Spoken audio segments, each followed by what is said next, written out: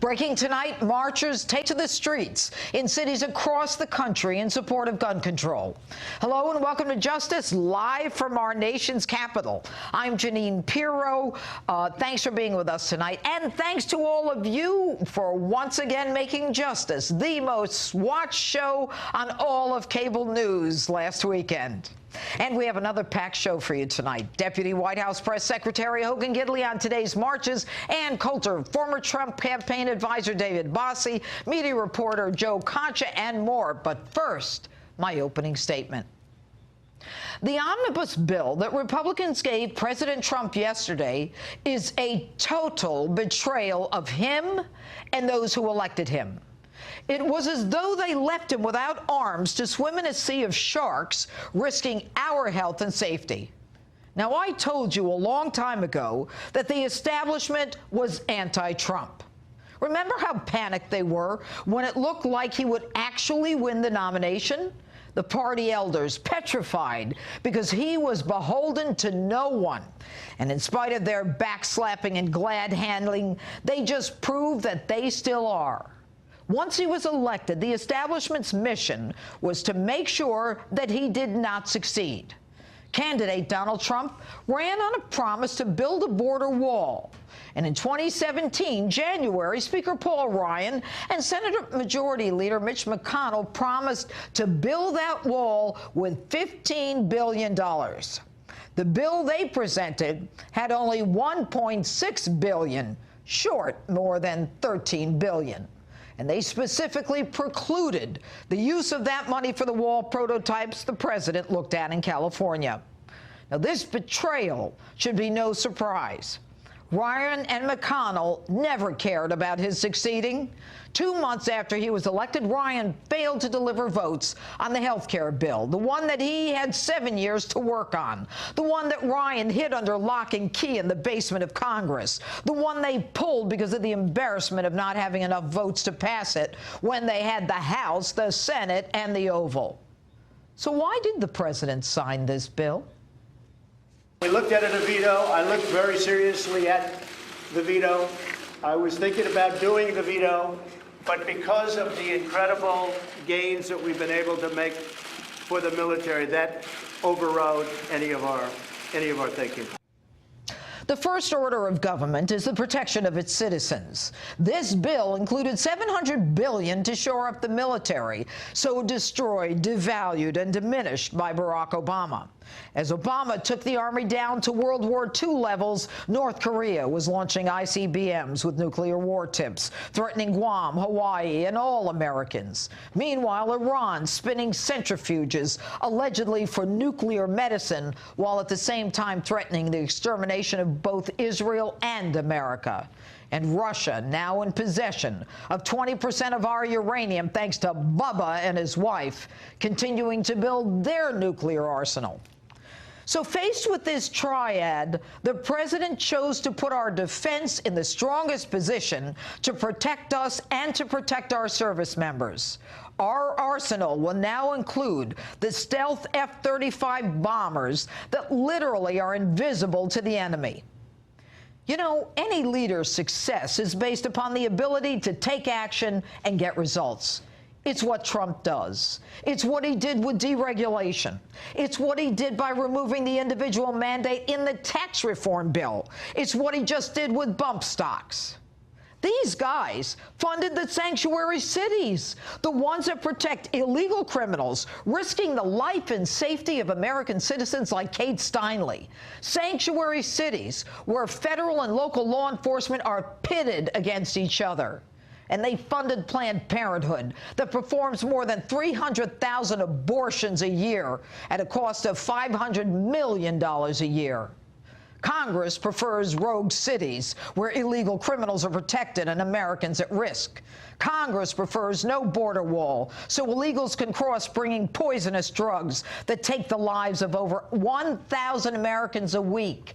That's what I said, 1,000 Americans a week. And while we pay for border walls for those in Tunisia and Libya, Americans will suffer a plague of drug overdoses from illegal drugs that come into this country from Mexico. 90% of the heroin used in this country comes through the southern border. And although we are only 5% of the world's population, we use 80% of its opioids, with a potency 50 times that of heroin and 100 times that of morphine. The one the establishment is not willing to build a wall to stop. The one that the Congress is killing more than 1,000 of us a week by not building the wall. Opioids and illegal drugs coming from Mexico. Folks, these are double-talking, two-faced politicians who care only about themselves, lobbyists, their contributions, and the next election. So here we are, Democrats crowing that they've funded sanctuary cities, Planned Parenthood, and only $1.6 billion for a see-through wall while they kept out DACA, which the president was willing to give them so that Democrats can use it against him in the upcoming election. Folks, I want to be real clear. This is not on President Trump. This is on the leadership of the Republican Party, the very people this president should be able to count on. In truth, the president is surrounded by inept, incompetent warriors, and this bill is a reflection of just that, total betrayal by the Senate and House leadership. How dare these Republicans play politics with our lives and the lives of our children with all this namby-pamby nonsense about their security border? The president and the people who voted for him have been betrayed by Speaker Paul Ryan and Leader Mitch McConnell. And the people in Kentucky and Wisconsin need to make sure that these guys are defeated in the next election so this president can carry on the agenda that we elected him to do. And that's my open. Tell me what you think on my Facebook page and Twitter and at Instagram, hashtag Judge Jeanine. All right. Here with reaction to the rallies across the country today, as well as all of the other developing stories this week, White House Deputy Press Secretary Hogan Gidley. All right, good evening, Hogan. We saw a lot of young kids out there today marching, protesting. They want gun control. What does the president think of all this, and what is this administration going to do? Well, first of all, it's a school safety march is what we were told, right? Not a gun control march. But well, I guess it's called March for Our Lives. Right, absolutely. I saw some of the signage out there. I looked on Twitter. I was around some of the protesters. I saw their signs. Clearly a gun control march, not a school safety march. That being said, the president obviously respects the First Amendment, but he also respects the Second. One of the things, the significant victories actually in this omnibus package were two pieces of legislation, the Fix NICS piece of legislation, also the Stop School Violence Act. Both of those were funded under this bill. As you know, and you've chronicled extremely well in your show, with the Parkland shooting, a systematic failure at the local, the state, and the federal levels of government. These two pieces of legislation in the omnibus work to shore up some of the problems because there is no conversation, no communication between the local level and the federal level as it relates to background checks. These close these loopholes and hopefully will prevent people from ever getting a firearm who don't need to have a firearm again. Okay. Now, the president, as I just said in my open, signed a $1.3 trillion spending bill after threatening to veto it. And he was very clear. He said, I will never sign a bill like this again. He even threatened to veto it. He didn't want to sign it, so why did he? Well, he signed it because it fulfills one of the campaign promises he made while on the campaign trail, which, as you know, was to rebuild the military. You articulated it beautifully in the open, which was Barack Obama dismantled what we had as far as protection in this country. The number one job of the federal government is to protect the American people. They weren't building new equipment under Barack Obama. They were rebuilding and fixing old, broken down equipment. This bill goes to rebuild our military. It actually gives the largest pay raise to our troops, who well deserve that for the first time in about 10 years. There were some significant victories here. And the wall, as you mentioned, it wasn't everything we wanted, but there are political realities that exist in this town. We have to have 60 votes to pass a funding bill in the Senate. The Republicans don't have that. The president looked at it and said, I want to rebuild the military. The Democrats said, fine, you rebuild the military. We're going to hold the military hostage. Every dollar you tell me you want for the military, we insist on basically a dollar-for-dollar exchange for our pet projects here at home. The president didn't want to do it, but the president did it because rebuilding the military, protecting this nation is his first and foremost job. And, you know, for the viewers out there saying to themselves, well, you know, she just said we have the House and the Senate and the Oval. The truth is the rules, you know, you need to have 60. And, you know, we don't have a line-by-line veto, as the president indicated yesterday, because the Supreme Court has said it's unconstitutional and we would need a constitutional amendment. Absolutely. That's absolutely right. And that's the political reality I alluded to earlier. You can't just come in and govern by fiat. You've got to get things accomplished. And the problem is when you have Democrats in the Senate who used to be for border control, they used to be for security, they used to be for the military, used to be for tax cuts and jobs, used to be for manufacturing, and for whatever reason, they've turned away from that. Look, you talked about the wall earlier. I just talked about it now. The fact of the matter is, this problem with immigration has gotten worse since the Democrats used to be for it. The only thing that's changed in the last 10 years with immigration and border security is the problem's worse and Donald Trump's in the White House, which tells me it's purely political for them. They didn't want DACA at all. Right. You saw what the president... It's amazing. You couldn't believe what the president offered them on the table. Three times what Obama wanted. Right, and they still didn't want it. It shows they want it as a political football. They're playing politics with people's lives. It's grotesque. All right, Hogan Gidley, thanks so much for being with us tonight. And joining me now live from New York, conservative columnist and author, the one and only Ann Coulter. How are you, Ann? Deeply depressed, and you? I am certainly concerned, but let's talk about why you're depressed. Well, listening to your opening statement, I was thinking to myself, oh, I wish I could believe that. I wish I could believe there's still hope. I can't see any way to sugarcoat what a disaster this is. I mean, there are 24 Republicans in the Senate who voted against the omnibus spending bill, and about half of them did it for the right reason, like Senators Tom Cotton and David Perdue and Ron Johnson and a few others. So, you know, maybe we can run them for president. But there was only one guy who said at every speech, at every rally for 2 years, that he would build the wall. And he has now signed a bill to prohibit the building the wall. You know, you say that he did it, and he claims he did it, although I note the Wall Street Journal said he did it because he wanted to go to Mar-a-Lago. Oh, that's baloney. That's your corporate newspaper. No, it's not my corporate anything. This guy is the hardest working guy who's ever been in that White House. He doesn't sleep, and he works day and night. But, you know, it didn't pay off here. You know why? Because the Republicans didn't care enough. No, but we knew that. We knew that from Trump's campaign. We knew they were swine. We thought he was perhaps not the world's greatest negotiator, but a negotiator. And we got nothing, nothing, nothing. Chuck Schumer's flack is tweeting out, we're getting tired of winning. And this business about how he did it to protect, you know, national defense and how important it is. There is no more crucial attack on our national defense than the fact that we don't have a wall. More people are dying, as you were saying in your opening statement, more people are dying every year from heroin and fentanyl overdoses than died each year than died in the entire course of the Vietnam War. And that is 100% because we do not have a wall at our border. I mean, if I thought there were any hope, there are things Trump can do. Somebody's got to, you know, brush up on the Constitution. He's the commander-in-chief. It's his job to protect our borders. What can he do? How can he do it? Now, given what he's got, how can he do that? And by the way, you can't make light of North Korea with the wackadoo over there, Rocket Man. You know, you can't. No, and Iran, who's committed to destroying North Korea, look, for Trump to be saying, and if China won't deal with North Korea, we will. It's on the order of the premier of China saying, and if America won't deal with Mexico, we will. North Korea is China's problem. Mexico's our problem. Except North Korea is threatening to kill us, not China. They're not going to do that. That's crazy. Hey, were you with the basketball player with Dennis Rodman? You in on some private talks? No, but I've seen the missiles. They go like that. Poof. What can the president do? What can the president do as commander-in-chief? On the day after his inauguration, it's his authority under the Constitution that cannot be taken away from him by any legislature, by any court. I'm quite confident the Supreme Court would uphold this, to defend our borders. I mean, he has the last war that had a declaration of war from Congress in it was World War II.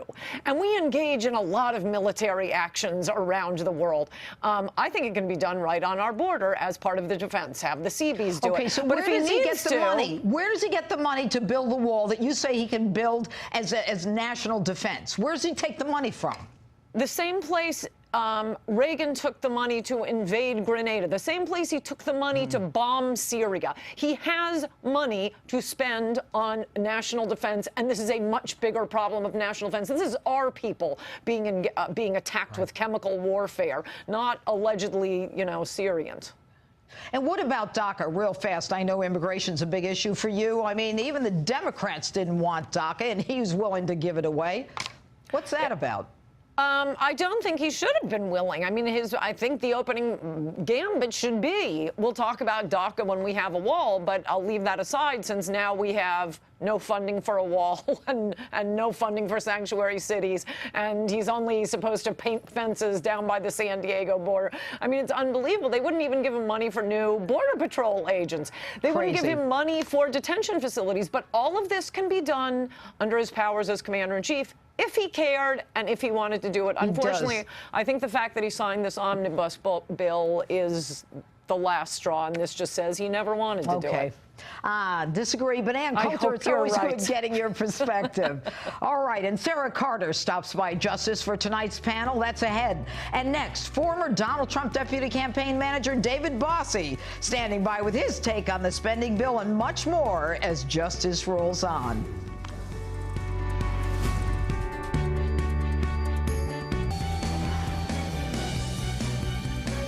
President Trump signing a $1.3 trillion omnibus spending bill, despite threatening to veto that same legislation. His message to Congress, quote, "I will never sign another bill like this again." Joining me now with a reaction to that and much more, former Trump campaign deputy campaign manager David Bossie. All right, David, I mean, what is your take on the president signing this huge spending bill? It's a fundamental failure of leadership in Congress.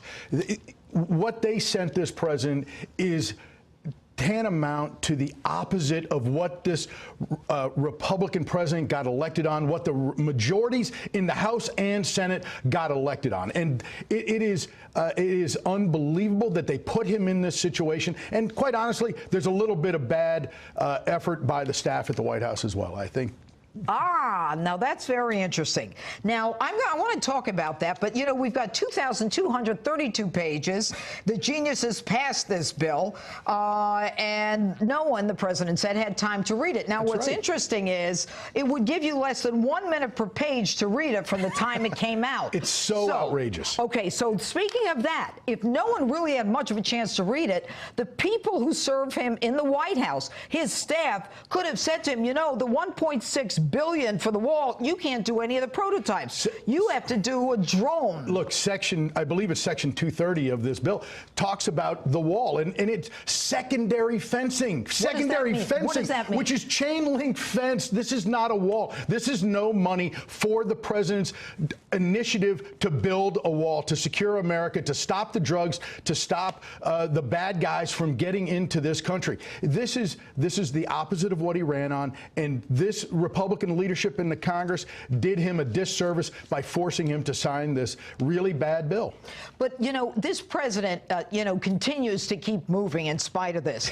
What leverage does he have? I mean, we've seen him do things like, the tariffs and the deregulation and all the other stuff he's done. But McConnell and Ryan, they actually lied when they said, we're going to get that wall and we're going to get $15 billion. Why? Why did they buckle? Well, first of all, the process here was broken in Congress. Only 4 people, really, the leaders in the House and the Senate, the 2 leaders, Democrat and Republican, is who wrote this bill and their staffs. No one else had a process. So the senators in Congress with no amendments, no debate. This was all just done behind. This is what we ran against. And he can't stop that because he doesn't run Congress. He doesn't run Congress. This is a failure in the leadership in the House and Senate. Well, you know what? I hope that my viewers in Kentucky and Wisconsin and everywhere else start to understand that this kind of nonsense is going to continue. It's almost like they're in the same party, the Republicans and Democrats. The swamp won on this one. That's the problem. This president is so dedicated to fixing these problems, to doing what is right for our defense, for our national defense, to build our depleted military up and give them the proper training and armament and planes and ships that they need. That Barack Obama broke our military. It takes money to fix it.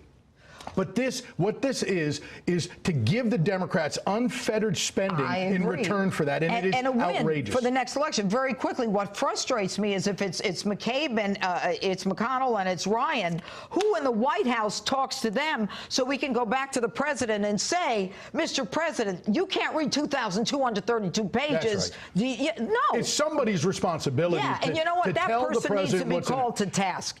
You agree? I do. Okay.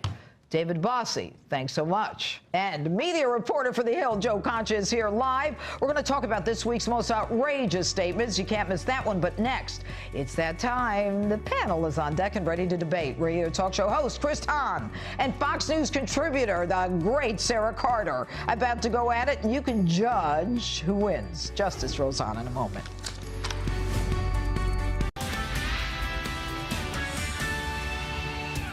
Live from America's news headquarters, I'm Robert Gray. The FBI trying to piece together what led a man to drive a flaming minivan full of propane tanks and gasoline containers into a California airbase. The 51-year-old driver died after veering through the front gate and crashing. He was a permanent legal resident who immigrated to the U.S. from India more than 20 years ago. Police say he had no known ties to the base or terrorism. In France, police officer Arnaud Beltrame being remembered as a hero after trading himself for a female hostage during yesterday's supermarket siege. His death bringing the number of people killed in the attack to 4. The Moroccan-born attacker reportedly called himself a soldier of ISIS. He was killed when police stormed the market. President Trump today condemning the attack and tweeting his support for the victims.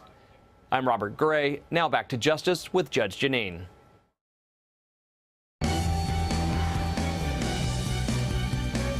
Welcome back to Justice, live from our nation's capital. Tonight, an undercover informant is blowing the lid off the real Russian collusion story involving Uranium One scandal and, you know who, the Clintons. In an interview with The Hill, William Douglas Campbell's face was obscured as he responded to Democrats attacking his credibility and described being interrogated by FBI agents. Joining me now to discuss this and more, Fox News contributor Sara Carter and radio talk show host and former aide to Chuck Schumer, Chris Hahn.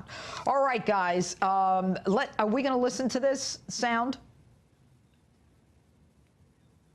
They interviewed me about the Clintons, several hours, a good part of the day. That was the indication. They, as good agents, they didn't say exactly and specifically what they were doing as far as the investigation, but they were looking into the Clintons, and the information that All right. Now, what we've got here is this guy is the guy who was an informant for the FBI. The Russians tried to access people in the United States, found fertile ground with the Clintons, who sold them the uranium. And this guy was undercover. And the amazing part of this, Sarah, was that the Department of Justice gagged this undercover witness, an informant for the FBI, said, if you talk, you'll go to jail. Well, the gag was lifted, and now he's talking. And what does it sound like to you? Absolutely. I mean, they gagged him. He wasn't able to say anything until the DOJ lifted the gag order. And then when he came out and told his story, he wanted people to know what was going on between the Russians and the Clintons, and about millions of dollars that he knew had been routed through and believed to be routed through to the Clinton Foundation for in-kind favors so that the Russians could basically enter our uranium market and our energy market. And all of a sudden, when he came forward, you have the Democrats and everyone attacking him, coming out and trying to discredit him. And he's like, no way, this is going to end now. I'm going to come out and defend myself. Okay, Chris, what do you say to this? The guy was a witness for the prosecution, and in something that is unheard of, and anyone, judge, lawyer, anyone I've ever worked with, gagged by the Department of Justice? A lot of people are gagged by the Department of Justice and not allowed to talk. I think that's part of the reason why the Attorney General used to fire Andy McCabe last week. But let's be clear here. I read what this guy said. It's a big jump for this to even be relevant at all. Look, Judge, if Hillary Clinton is somehow indicted over this deal, I will buy you a Coke and tell you you're right. But right now, it is completely irrelevant to the national conversation. Chris, 1 minute, Chris. He is currently now a witness for the FBI. There is something there. This Clinton Foundation investigation, it was never shut down. They attempted to try to quiet it down, but the FBI is coming back now, and they're saying, wait, we need to look at this. The Russians gave him specific information. Nonsense. No, it's Come not. on. He spent It's a nice 3 decades. I know. Decades, Sarah, Chris. Sarah, Chris, just Sarah, give me 1 she's minute. not the president of the United States. Unless I missed something, Sarah. Unless I missed something, Sarah, Chris. she didn't win the election. It's irrelevant. It's irrelevant. It's irrelevant, but the FBI is questioning him. Chris, stop with it's irrelevant. She didn't win. You're a criminal, and if you run for president, you get away with it? Is that your reasoning? Because that's not. It has nothing to do with crime in this country. An investigation does not make you criminal unless you're in some other country. No, here, it doesn't. you're innocent. But right? it Right does now, mean there's she's under some obscure investigation going. Chris, this is a nice distraction, but it's irrelevant. It's not a distraction. If the Democrats are screaming mad about Russia, here's real collusion here. There was something that happened that 20% of our uranium, yes, our mining rights, were sold to the Russians. And we know that Bill Clinton was paid $500,000 by Renaissance Capital. There were the bank 9 that was run other by the agencies FSB. that approved that deal. There were 9 other agencies that approved that deal. We also know that 9. a lot of that information did not reach the people in those agencies, and that's what they're investigating now. Great all you want, Chris, but there's an investigation and something's going to happen. This guy didn't even say he knew anything, actually, if you read the story. This guy was so important, Chris, that the FBI and the United States Attorney used him as a witness in a Russian case involving extortion. So don't say and paid him $51,000. And paid him $51,000 for being a witness. So, I mean, you can't just say poo-poo. What difference does it make? It makes a big difference. But anyway, let me keep moving on this thing. The Republican leadership now has passed or presented a bill to the president for $1.3 trillion. What do you say, Sarah? So frustrating. I mean, look, Americans are frustrated. They're angry. They don't want the same old, same old. I think that's what they got here.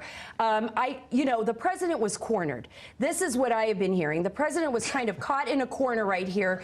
He was, Chris, he was. And he was caught in a corner. And now there has to be another resolution. Look to the border wall. That was what was so important to so many people. I've spent the majority of my career down on the Mexico border, back and forth. I understand how dangerous this is. This is a national security issue, and I think the president gets Chris, you keep saying the president, look.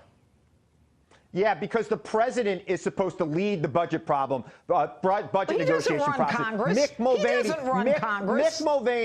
Mick Mulvaney should have been at the table negotiating this budget. And if the president doesn't fire him tomorrow, he is being ridiculous. The president should have been involved. He should have been negotiating this deal. This is the president's budget. The buck stops with him. It's his fault. And if he doesn't like it, he shouldn't have signed it. You know what, Chris? Don't say things that aren't true. It's not. He signed it. He didn't veto it, and you're right about that. And there's a lot of anger about that right now. But this is not the president's budget. This is not the president's budget. If you look at this, Mitch McConnell, Paul Ryan, there were a lot of people involved in making this happen, Chris. Chris, saying Sarah, the president is the most powerful person in the... The president is the most powerful person in this process. I worked in Congress. I've seen this process. If this president wanted to engage, he could have engaged. He could have gotten his way on most of this stuff. He may have had to compromise on some things, but he would have gotten a lot more than he got in this budget. So the only person he has to blame is himself. And if he wants to start firing people tomorrow, Mick Mulvaney's probably the right guy to go. And maybe he will. Maybe there will be people that will be fired over this. I don't doubt it. There's a lot of anger out there, but I think right now that it's already been signed, there's only one step, and that's to move forward to figure out what needs to be done to rectify this, because something has to be done. And I know that border. All right, we're running out of time, guys, but I got to tell you, that border wall is an absolute necessity. And if the Democrats don't want it, then they can take responsibility for the drugs coming through the border. Mexico to pay for it, like he said he would. Sarah, this isn't a joke, Chris, but it's good to have you on. Chris Hahn, Sara Carter. All right, the former vice president wants to beat up the current president. It's just one of the most outrageous things that I heard this week. Joe Concha, media reporter for The Hill, is standing by live to break it all down with me. Next.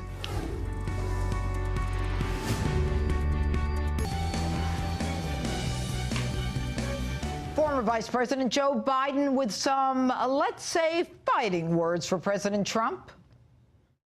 When a guy who ended up becoming our national leader said, I can grab a woman anywhere and she likes it, and then said, I didn't make a mistake, but they asked me, would I like to debate this gentleman?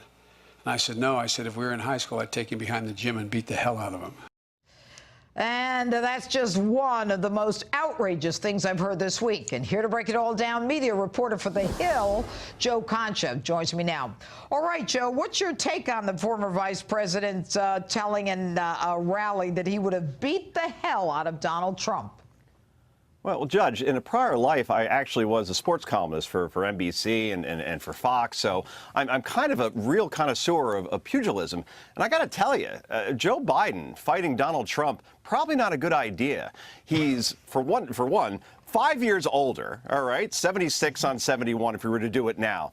He's 3 inches shorter, 6 foot against 6'3". He's giving away 25 pounds. But most importantly, and you should know this being a New Yorker, the guy from Queens, who's a street fighter, probably is going to beat the guy from Delaware. So I have Trump in a third-round rhetorical knockout, even if this happened in high school. You know what's amazing, Joe, is that he actually gets in front of an audience and says that, he'd like to beat the hell out of the president of the United States. What would have happened if someone said that about Barack Obama when he was president? Well, those marches that happened in Washington today, it would look like that, a couple 100,000 people descending on whoever made that comment. So, yeah, look, I think when people try to out-Trump Trump, and I'm not even talking about Democrats, because Biden's trying to sound authentic and trying to sound like a real guy talking real talk. We saw it with Rubio. We saw it with Christie. We saw it with Bush during the 2016 campaign. Just be yourself and don't try to be a tough guy. And Biden actually walked back those comments on a podcast a couple days later, knowing how stupid it sounded. Good. All right. Samantha Bee unleashes this on Hope Hicks. Listen to this. Hope Hicks, thanks to your force field of bland, pretty whiteness, you'll probably escape this nightmare presidency unscathed. You'll disappear into a nice, wealthy anonymity in a nice town somewhere, and someday you'll go to the gates of the nice white Protestant heaven where St. Peter will laugh in your face and say, you think you're getting in here? You helped burn down democracy, bitch! Get your ass downstairs! Unbelievable. Your take, Joe?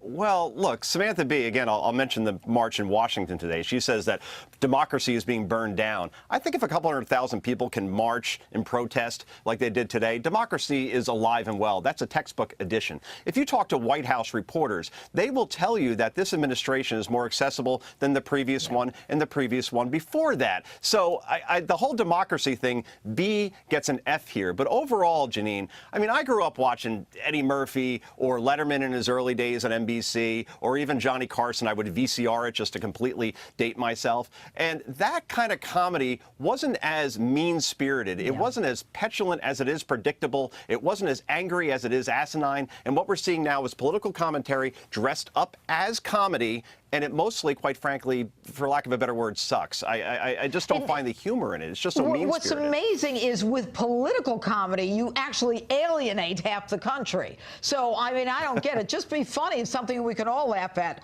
But let's look at this one. Senator McCain goes after Trump for the Putin call. It was actually a tweet. And he says, the tweet reads, an American president does not lead the free world by congratulating dictators on winning sham elections. And by doing so with Vladimir Putin, President Trump insulted every Russian citizen who was denied the right to vote in a free and fair election. Now, before I even get to you, Joe, what about Barack Obama? Tell Vlad when the election's over, I'll have more freedom to talk to him. Flexibility. Yeah, flexibility to talk to him. But what's your take on this? Well, not just flexibility, but in 2012, there's an official transcript that shows President Obama calling Vladimir Putin to congratulate him, and President Bush as well in 2008. It wasn't Putin, but Medvedev, who was the president at the time, called him as well. And even President Bush had a nickname for Vladimir Putin. You could go look it up right now, and it was Puti Put. So every American president, going back to Bush, to Obama, to Trump, has been nice to the Russian president because it's Trump, it's derangement syndrome, and therefore the outrage gets pushed to 11. It's 2018. It's just the way it goes, Jeanine. Joe Concha, thanks so much. And actor David R. White, star of God's Not Dead, joins me live next.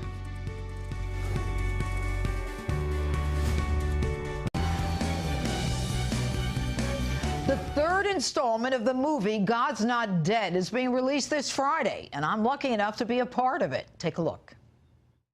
Reverend Hill goes after Ellsworth. Now Ellsworth fires back. And meanwhile, this kid, Adam Richardson, is caught in the crossfire. Judge, this kid killed somebody. Oh, come on. It was an accident. Forget it. Everybody knows the judge and jury's going to decide well, that. Speaking of judge and jury, who's going to hold this reverend accountable? Okay, there's a big difference between a death, okay, and in a fight. This reverend did attack this kid, and now he's calling for the kid to get put away for 30 years. That's insane. Well, and there you have it. Both sides are totally fired up. Huge protest is planned for the weekend, and this is teed up for disaster. It's a sign of the times, isn't it? Everybody's yelling, nobody's listening. Joining me now from L.A., PureFlix Entertainment co-founder David A.R. White, who is an actor in and a producer of the highly popular God's Not Dead movie franchise. All right, good evening, David. It's good to have you here. You are the co-founder of the PureFlix movies, and they specialize in faith and family-themed movies. I was lucky enough, as I said, to be a part of it, and I'm thrilled. But what got you into these faith-based, family-themed movies? Well, thank you, Judge. And you're wonderful in the movie, by the way. You know, I just think, obviously, we're living in kind of this dark social, political, divisive time where everybody's yelling, as you say, and no one's listening.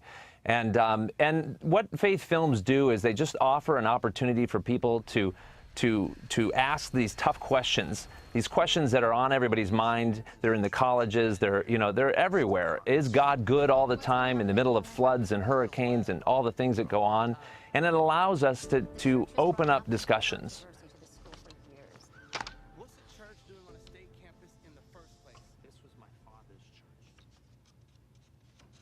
All right, what you're seeing there is some of the movie, and I must tell you, it's a very interesting movie. A lot of issues that involve the church and state and free speech, and, you know, for you, this is a time of year that you release these God is Dead movies. This is the third installment, correct?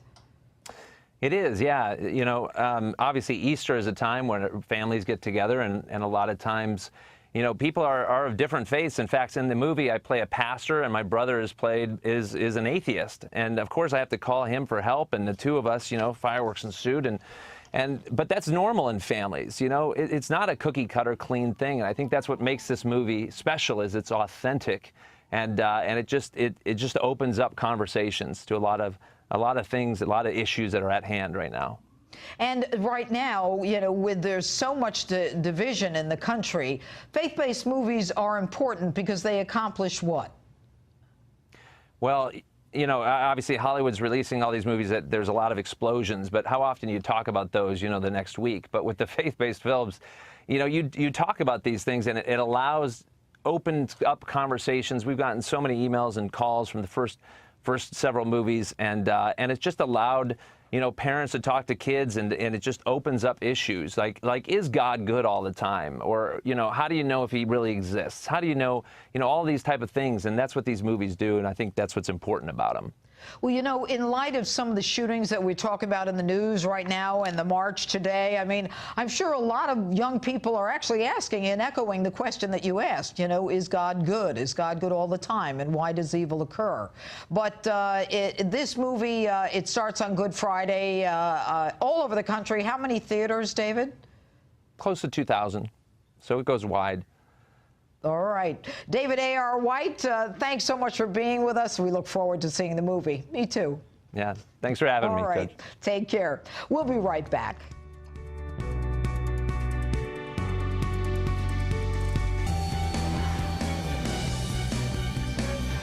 Finally tonight, don't forget to friend me on Facebook and follow me on Twitter and on Instagram at Judge_Jeanine.